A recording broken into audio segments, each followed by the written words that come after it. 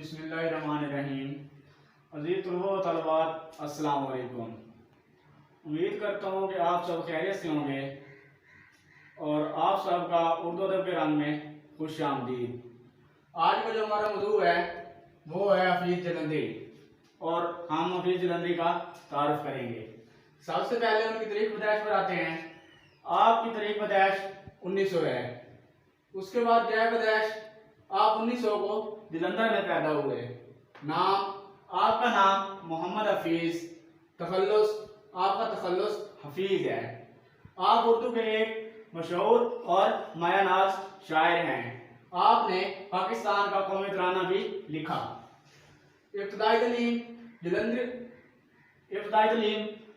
حفیظ جلندری نے ابتدائی تعلیم جلندھر سے حاصل کی۔ استاد محترم کا نام آپ کے استاد محترم کا نام مولانا غلام قادر گرامی ہے۔ وجہ شہرت آپ کی وجہ شہرت ادبی رسائل اور مشاعرے ہیں۔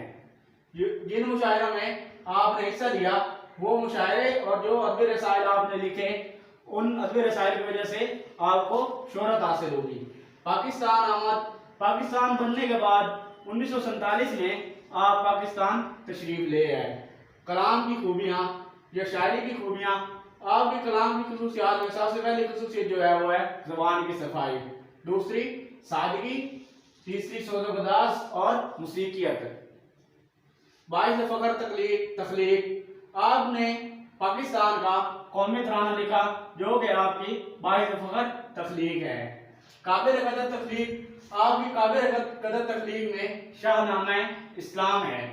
تصانیف آپ نے مندرجہ ذیل تصانیف بھی لکھی جن میں سب سے پہلی تلخہ بھی شیریں، دوسرے نمبر پر سوز و ساز، تیسرے نمبر پر حفیظ کے گیت، چوتھے نمبر پر حفیظ کی نظمیں اور چونٹی نامہ شامل ہیں۔ وفات 1982 میں آپ کی وفات ہوئی۔ مزار آپ کا مزار اقبال پارک میں مینار پاکستان کے قریب واقع ہے۔